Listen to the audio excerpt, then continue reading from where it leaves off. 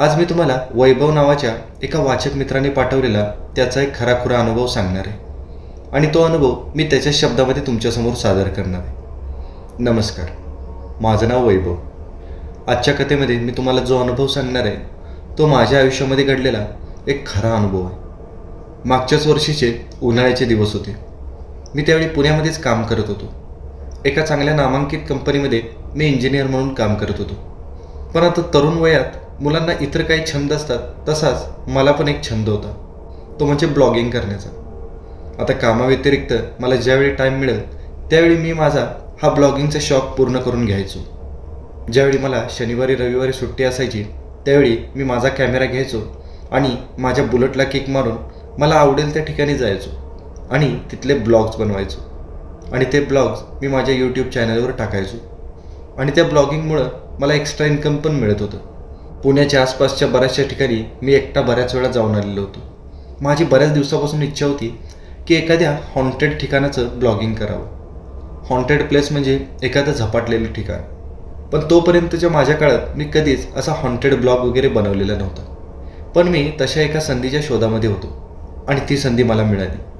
त्यावेळी माझ्या गावाकडच्या चुलत भावाचं लग्न होतं आणि त्या लग्नासाठी मी चांगल्या 8-10 दिवसाच्या सुट्ट्या टाकून माझ्या कोकणातल्या गावी निघालेलो होतो। चुलत भावाचंच लग्न असल्यामुळं मी थोडासा लवकरच गावाकडे निघालेलो होतो। आई बाबा अजून 4-5 दिवसांनी येणार होते। तसं नोकरीच्या निमित्ताने जरी आम्ही पुण्यामध्ये राहत असलो तरी आमचं मूळ गाव कोकणामध्येच होतं। तिथं आमची जमीन, जागा, घर सगळ्या गोष्टी होत्या। पण आमची तिकडची सगळी जमीन वगैरे आमचे गावचे काकाच बघायचे। गावाकडे माझे आजी आजोबा, काका काकू आणि माझ्या काकांचा एकुलता एक मुलगा राहुल, असे 5 जण माझ्या कोकणातल्या गावी राहिला होते। आता चांगला 8-10 दिवसासाठी गावाकडे जाणार असल्यामुळं मी मला लागणारं 8-10 दिवसाचं सगळं सामान घेतलं आणि त्यामध्ये मी आवर्जून माझं ब्लॉगिंगचं सामान घेतलं, कारण आता गावाकडे मला भरपूर वेळ राहता येणार होतं आणि त्यावेळी चांगले 3-4 ब्लॉग्स तरी मला बनवायचे होते। असं मनात ठरवून शुक्रवारी संध्याकाळी माझ्या कोकणातल्या गावाकडे जायला निघालो। एरवी मी माझ्या कोकणातल्या गावी एसटीनेच जायचो, पण आता मला सुट्ट्यांमध्ये फिरायसाठी माझी बाईक पण लागणार होती, म्हणून त्यावेळी मी माझी बुलेट घेऊनच गावाकडे निघालो। रात्री 10-10:30 वाजेपर्यंत मी माझ्या कोकणातल्या घरी पण पोचलो। आता मी आलेलो बघितलं की माझा चुलत भाऊ राहुल हा पण चांगला जाम खुश झाला, कारण आम्ही दोघेजण एकाच वयाचे होतो। तो माझ्यापेक्षा फक्त 1-1.5 वर्षाने मोठा होता, त्यामुळं आमच्या दोघांची खूपच गट्टी जमायची आणि फक्त तोच नाही, घरातले सगळेजण माझा खूपच लाड करायचे। आणि आता दुसऱ्या दिवशीपासून आमचे सुट्टीचे दिवस चालू झाले। मी आणि राहुल सकाळी उजाडल्यापासून घरातून बाहेर पडायचो ते दिवसभर आम्ही वेगवेगळ्या ठिकाणी फिरतच असायचो। आमच्या आसपास असणारी सगळी बीच, सगळे रिसॉर्ट आम्ही पालथे घातलेले होते। असे आमचे एकदम मजेत दिवस चाललेले होते। आमचं गावाकडचं घर पण एकदम ठीकठाक होतं। थोडंसं जुन्या पद्धतीचं होतं, पण एकदम ऐसपैस होतं। घरामध्ये एकदम जुन्या पद्धतीचा दिवाणखाना होता, ज्यामध्ये सगळी लोक उठबस करायची। त्याच्या व्यतिरिक्त सगळ्यांसाठी वेगवेगळ्या बेडरूम पण होते। पण आता जसे जसे लग्नाचे दिवस जवळ येत जातील तसं तसं राहुलला मात्र आता पुढची तयारी करावी लागणार होती। आता एक दिवशी घरातले सगळेजण लग्नाचा बस्ता बांधण्यासाठी तालुक्याच्या ठिकाणी निघाले होते। त्यावेळी काकांनी आणि आजोबांनी मला त्यांच्यासोबत येण्यासाठी विचारलं, पण त्यावेळी मी त्यांना स्पष्ट नकार दिला, कारण मला असल्या ठिकाणी खूपच बोर व्हायचं। मी त्यांना म्हणालो, तुमचं तुम्ही जाऊन या, मी निवांत घरी एकटाच थांबतो। मला अशा ठिकाणी जायला अजिबात आवडायचं नाही।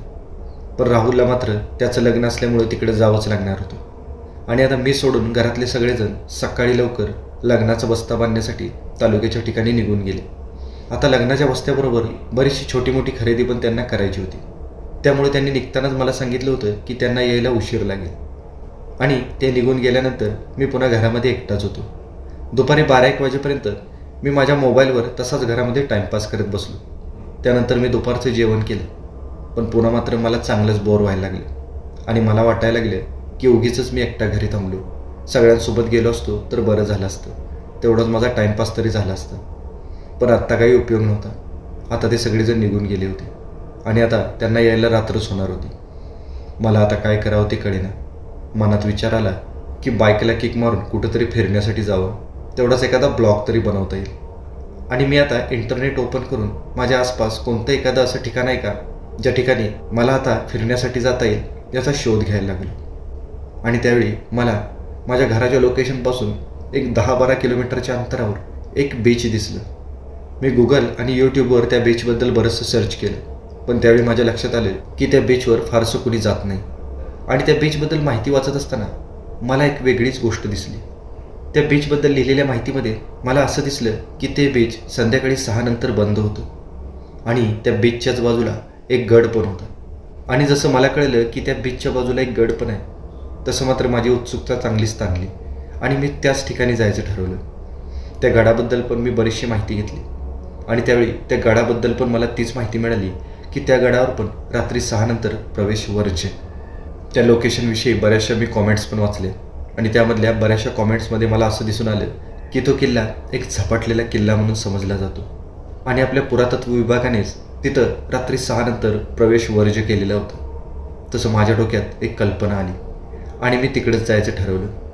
खरं तर मी त्याच वेळी निघणार होतो, पण बाहेर खूपच ऊन पडलेलं होतं, म्हणून मी संध्याकाळी 4 वाजता तिकडे जायचं ठरवलं. आणि त्यानंतर मी चांगला झोपलो. त्यानंतर जो उठलो तो 3:30 वाजताच. त्यानंतर मी माझी निघायची तयारी केली आणि साधारणतः 3:45 वाजता मी माझं ब्लॉगिंगचं सगळं सामान घेऊन माझ्या बुलेटवरून माझ्या घरातून बाहेर पडलो आणि साधारणतः एक 4:30 वाजेपर्यंत मी त्या बीचजवळ जाऊन पोचलो. आणि जसं की मी वाचलेलं होतं त्याप्रमाणे खरंच ते बीच होतं एकदम निसर्गाच्या सानिध्यामध्येच, पण तिथं गर्दी मात्र खूपच कमी होती. इतर बीचपेक्षा तिथं झाडं पण खूपच दाट होती. आजूबाजूला फारशी दुकानं पण नव्हती. मी तिथं 4:30ला पोचल्यामुळं अजून माझ्याकडे त्या बीचवर फिरण्यासाठी चांगला 1.5 तासाचा वेळ होता. मी बराच वेळ त्या बीचवर इकडे तिकडे फिरलो आणि बघता बघता 1.5 तासाचा वेळ कसा गेला तेच मला कळलं नाही. आणि जसे 6 वाजले तसे तिथं सुरक्षा अधिकारी आले आणि त्यांनी बीचवरच्या लोकांना पटकन ते बीच खाली करायला सांगितलं. तसं मी पण पटकन उठलो, माझं सामान घेतलं आणि त्या बीचवरून बाहेर आलो आणि तिथून मी एका हॉटेलजवळ आलो. आता बीचवरून आलेली बरीचशी लोकं त्या हॉटेलवर चहा पिण्यासाठी थांबलेली होती आणि तिथं चहा पित असताना माझी नजर शेजारच्या टेबलवरच्या एका मुलाकडे गेली. मी त्या मुलाच्या बाजूला जाऊन बसलो आणि मी त्याला विचारलं, दादा, इथं आसपास एक गड होता ना, मला तो गड एक्सप्लोअर करायला जायचं आहे, प्लीज मला सांगशील का मी कसं जाऊ तिकडे? तसं त्या मुलानं माझ्याकडे एका विचित्र नजरेनं बघितलं आणि तो म्हणाला, अरे भाऊ, पण आता संध्याकाळी 6 वाजले, तू आता त्या गडावर जाऊ शकत नाही. तसं मी त्याला जास्त काही पटवून देत बसलो नाही. मी त्याला म्हणालो, दादा फक्त मला पत्ता सांगा, मी काय आज नाही जाणार, मी उद्या जाणार आहे. तसं त्यानं मला त्या गडाकडे जायचा पत्ता सांगितला. मी चहाचे पैसे दिले आणि पुन्हा माझी गाडी स्टार्ट करून पुन्हा त्या हॉटेलमधून बाहेर पडलो आणि मी आता परतीच्या रस्त्याला लागलो. पण आता परतीच्या रस्त्याला लागल्यानंतर एक 100-150 मीटरचं अंतर पुढे गेलो तसं मला डाव्या बाजूला जाणारा एक कच्चा रस्ता दिसला आणि तोच रस्ता त्या गडाकडे जात होता. आत्ताच मला त्या मुलाने पण याच रस्त्याने जायला सांगितलं होतं. 2 मिनटं मी त्या कच्च्या रस्त्याजवळ जाऊन थांबलो. रस्त्याची रहदारी अजून पण अधूनमधून चालूच होती आणि मागून पुढून कोणी येतंय का याचा अंदाज घ्यायला लागलो. आणि ज्यावेळी माझ्या लक्षात आलं की आता मागून आणि पुढून एक पण गाडी नव्हती, त्यावेळी मी पटकन माझी गाडी डाव्या बाजूला वळवली आणि मी त्या रस्त्याने पुढं जायला लागलो. तो रस्ता एकदम कच्चा वाटत होता, एकदम मातीचा रस्ता होता तो. रस्त्यावर छोटे मोठे खड्डे होते. मी ते खड्डे चुकवत माझी गाडी चालवायला लागलो आणि त्या मुलाने मला सांगितलेलं होतं की या वळणावरून गाडी वळवली की साधारणतः एक 2 किलोमीटरच्या अंतरानंतर मला तो गड बघायला मिळेल. तो एक समुद्रातला गड होता, त्यामुळे आपसुकच तो समुद्राच्या एकदम काठावर होता. आता जसं जसं माझी गाडी पुढं चाललेली होती तशी रस्त्याच्या बाजूची झाडी पण चांगलीच दाट होत चाललेली होती. एक 5 फुटाचाच रस्ता होता तो. एखादी छोटी कार गाडी जाऊ शकेल एवढाच तो रस्ता होता आणि एक 15 मिनिटात तो रस्ता संपला. मी माझी गाडी थांबवली आणि त्यावेळी मला एकदम समोर मोठा समुद्र दिसला आणि त्या समुद्राच्या बाजूला असणारा तो जीर्णावस्थेतला किल्ला पण दिसला. मी गाडी तिथंच पार्क केली आणि मी त्या किल्ल्याच्या एकदम जवळ चाललो. तेवढ्यात मला दिसलं की त्या गडाचा जो दरवाजा होता तो बंद केलेला होता. त्याला साखळ्यांचं मोठं कुलूप घातलेलं होतं. मी जरा वेळ तिथंच थांबलो. त्यावेळी माझी नजर त्या गेटच्या बाहेरच्या पुरातत्व विभागाच्या एका सूचना फलकाकडे गेली. त्यावर स्पष्ट लिहिलेलं होतं की रात्री 6 नंतर या किल्ल्यामध्ये प्रवेश करण्यासाठी मनाई आहे. मी आता पटकन माझ्या बॅगमधला कॅमेरा काढला आणि मी माझ्या ब्लॉगचं शूट चालू केलं. सगळ्यात आधी मी ज्या ठिकाणी माझी गाडी लावलेली होती त्या ठिकाणच्या त्या काळोख्या वातावरणाचं मी पहिल्यांदा शूट केलं आणि माझ्या ब्लॉगचं एक थ्रिलिंग ॲटमॉस्फिअर त्या ठिकाणी सेट केलं, जेणेकरून जे व्हिडिओ बघतील त्यांना एक थ्रिलिंग अनुभव आला पाहिजे. त्यानंतर तो पुरातत्व विभागाचा बोर्ड पण मी शूट केला पण खरा थरार होता तो आत्ता. मला आता ते किल्ल्यामध्ये प्रवेश करायचा होता. पण जसं की मी तुम्हाला आत्ताच सांगितलं की त्या किल्ल्याचा जो गेट होता तो एक मोठं कुलूप घालून बंद केलेला होता. म्हणून मी आता थोडंसं इकडं तिकडं आसपास निरीक्षण करायला लागलो. आणि त्यावेळी मला दिसलं की गेटच्या बाजूचं जे कुंपण होतं तिथं थोडीशी जागा शिल्लक होती. त्यातनं एक माणूस आरामात आतबाहेर जाऊ शकत होता. मी आता माझा कॅमेरा सावरला आणि मी त्या कुंपणाच्या त्या छोट्याशा जागेतून हळूच त्या कुंपणातून आतमध्ये प्रवेश केला. आता तिथून आत गेल्यानंतर मी झपझप माझी पावलं टाकत त्या किल्ल्याकडे चालायला लागलो. आणि त्यानंतर 30-40 पावलाच्या अंतरावरच तो गड आलेला होता. तो गड जरी असला तरी त्याची बरीचशी पडझड झालेली होती. काही अवशेष चांगल्या अवस्थेमध्ये पण होते. मी त्या सगळ्या अवशेषांचं एकदम व्यवस्थित शूट करून घ्यायला लागलो. पुरातत्व विभागाने त्या किल्ल्याच्या बाहेरच्या बाजूला मोठ्या 2-3 पोलवर लाईटची पण सोय केलेली होती. आणि त्या अंधुकशा प्रकाशामध्ये मला त्या किल्ल्याचे बरेचसे अवशेष दिसत होते. आणि त्याच प्रकाशामध्ये मी त्या किल्ल्याचं शूट पण करत होतो. आता बघता बघता मी त्या किल्ल्याच्या मुख्य प्रवेशद्वाराजवळ जाऊन पोचलो. तो मुख्य दरवाजा एकदम भक्कम होता आणि पूर्णपणे बंद होता. त्याच्या त्या मोठ्या लोखंडी दरवाजावर अणकुचीदार खिळे ठोकलेली होती. आणि मी एकदम कुतूहलाने त्या गडाच्या दरवाजाचं शूट करत होतो. आणि तेवढ्यात अचानक माझ्या पाठीमागून कसला तरी आवाज आला, जसं की कुणीतरी माझ्या पाठीमागं उभं असावं. तसा मी गरकन कॅमेरा घेऊन मागं फिरलो आणि मागं बघतोय तर माझ्या मागं कोणीच नव्हतं. पण त्या अचानक आलेल्या आवाजानं मी चांगलाच घाबरलो होतो. अचानक माझ्या हृदयाची धडधड वाढलेली होती. क्षणभर मी इकडं तिकडं बघितलं, पण पुन्हा मला वाटलं की मला कदाचित भास झाला असेल. म्हणून मी पुन्हा माझी नजर त्या दरवाजाकडे वळवली आणि मी पुन्हा त्या दरवाजाचं एकदम व्यवस्थित निरीक्षण करायला लागलो. तेवढ्यात तोच आवाज पुन्हा एकदा झाला. तसं मात्र एक भीतीची लहर माझ्या सर्वांगातून दौडत गेली आणि मी विजेच्या चपळाईनं मागं वळलो. पण त्यावेळी पण माझ्या मागं कुणीच नव्हतं. पण माझ्या उजव्या बाजूला असणाऱ्या झुडपामध्ये मला थोडीशी हालचाल दिसली. तसं मला वाटलं की इथे एखादा प्राणी वगैरे असेल किंवा एखादं कुत्रं मांजर पण असेल, जे अचानक पळत त्या झुडपाजवळ गेलं असेल आणि त्याचाच तो आवाज असेल, असा मी विचार केला. आणि मी हळूच त्या झुडपाजवळ चालत गेलो. एका हातात कॅमेरा होताच. मी आता त्या झुडपाजवळ गेलो आणि माझ्या दुसऱ्या हाताने त्या झुडपाच्या फांद्या बाजूला सारल्या आणि त्याच्या आसपास काही आहे का याचा मी अंदाज घ्यायला लागलो. पण तिथं काहीच नव्हतं. आणि त्यावेळी माझ्या मनात विचार आला की मग मागाशी मला कशाचा आवाज आला असेल. आणि मी तो विचार करत तसाच त्या झुडपाकडे तोंड करून उभा होतो. तेवढ्यात माझ्या खांद्यावर एक थंडगार स्पर्श मला जाणवला. तसं मात्र भीतीनं माझी बोबडीच वळली आणि मी पुन्हा एकदा गरकन वळालो. नेहमीप्रमाणे मागं कोणीच नव्हतं. पण आता या गोष्टीला भास म्हणता येणार नव्हतं, कारण माझ्या खांद्यावर झालेला तो थंडगार स्पर्श मला चांगलाच जाणवला होता. मी पुन्हा एकदा माझ्या खांद्यावर हात ठेवून चापचून बघितलं. त्यावेळी मला जाणवलं की खरंच माझ्या खांद्याजवळची जागा थंडगार पडलेली होती. जणू काही कुणीतरी एखादी थंडगार वस्तू माझ्या खांद्यावर ठेवलेली असावी.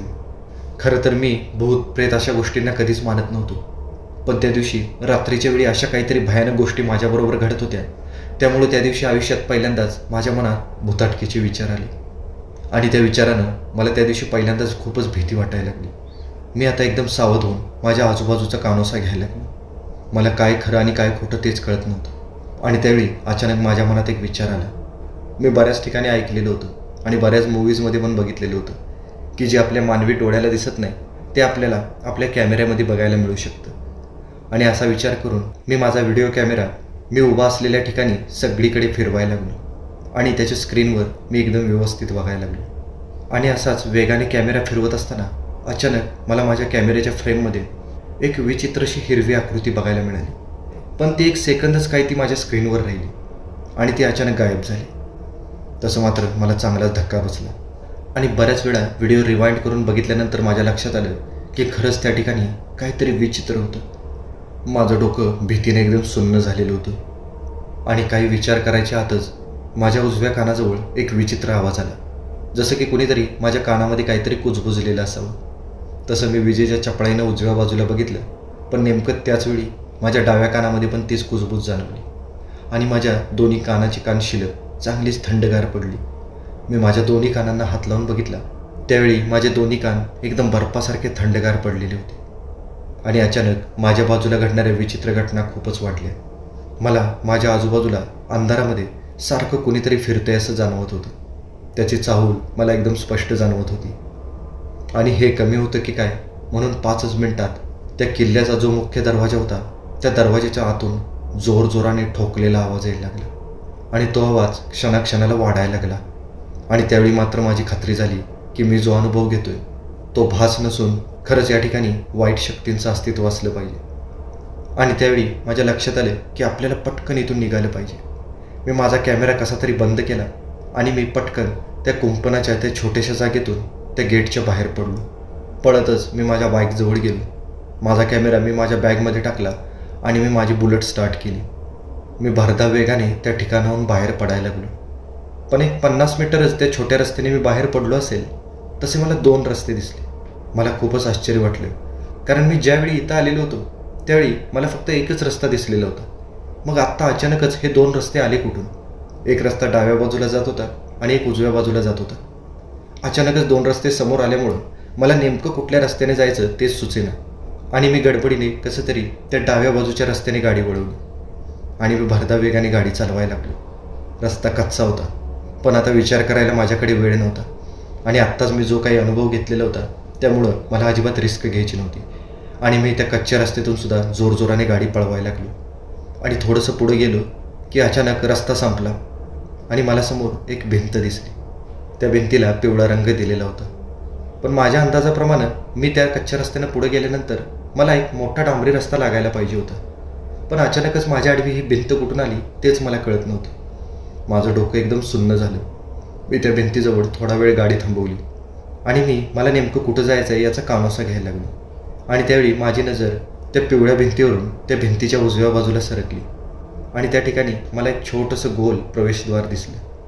मी आता माझी गाडी हळूच त्या प्रवेशद्वाराकडे नेली आणि त्या प्रवेशद्वाराजवळ मी गाडी लावून आतमध्ये बघायचा प्रयत्न केला. त्यावेळी मला दिसलं की मी ज्या प्रवेशद्वाराजवळ उभा आहे ते एका स्मशानभूमीचं प्रवेशद्वार होतं. आतमध्ये एकदम काळाकुट्टा अंधार होता. त्या अंधारामध्ये मला तिथली ती मोठी मोठी झाडं दिसत आणि त्या मोठमोठ्या झाडांमध्ये 2 स्मशानभूमीचे शेड पण होते आणि त्यातल्या एका शेडमध्ये एक प्रेत जळत होतं. त्यावेळी मला दिसलं की त्या चितेच्या बाजूला एक म्हातारा माणूस बसलेला होता आणि जसं मी त्याच्याकडे बघितलं तसं त्यानं पण माझ्याकडे वळून बघितलं. त्याची नजर खूपच भेदक होती. त्याचा तो सुरकुतलेला चेहरा खूपच भयान दिसत होता आणि त्याच्या नजरेनंच माझ्या हातापायातलं अवसान गळालं. तो कोण होता, एकटाच त्या स्मशानभूमीत काय करत होता हे विचारायची सुद्धा माझी त्यावेळी ताकद नव्हती. मी कशी तरी माझी गाडी वळवली आणि पुन्हा विजेच्या वेगानं त्या आलेल्या रस्त्यानं मी पुढं चाललो आणि 5च मिनिटात मी त्या ठिकाणी जाऊन पोचलो ज्या ठिकाणी मला ते 2 रस्ते मिळालेले होते.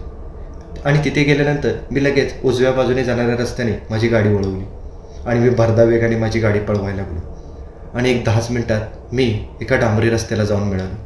तोच डांबरी रस्ता ज्या ठिकाणाहून मी त्या गडाकडे वळलेलो होतो. आणि जसा मी त्या डांबरी रस्त्याजवळ आलो तसा माझा जीव भांड्यात पडला. साधारणतः अर्ध्या तासातच मी घरी पोचलो. एव्हाना घरातली सगळी मंडळी आता घरी परत आलेली होती. मी थेट माझ्या खोलीमध्ये जाऊन झोपलो. रात्री जेवणासाठी पण मी उठलो नाही. त्यानंतर जवळजवळ बरेच दिवस माझ्या मनात चांगलीच धडकी भरलेली होती. राहून राहून तो भयानक प्रसंग सारखा माझ्या डोळ्यापुढे येत होता. पण मी मला आलेला तो अनुभव कोणालाच सांगितला नाही आणि त्यानंतर मी एकटा कुठे फिरायला पण गेलो नाही. मी बऱ्याच वेळा ऐकलं होतं की कोकण दिवसा जेवढं सुंदर आहे रात्री तेवढंच भयानक आहे आणि त्याचा अनुभव मी प्रत्यक्षात पण घेतलेला होता.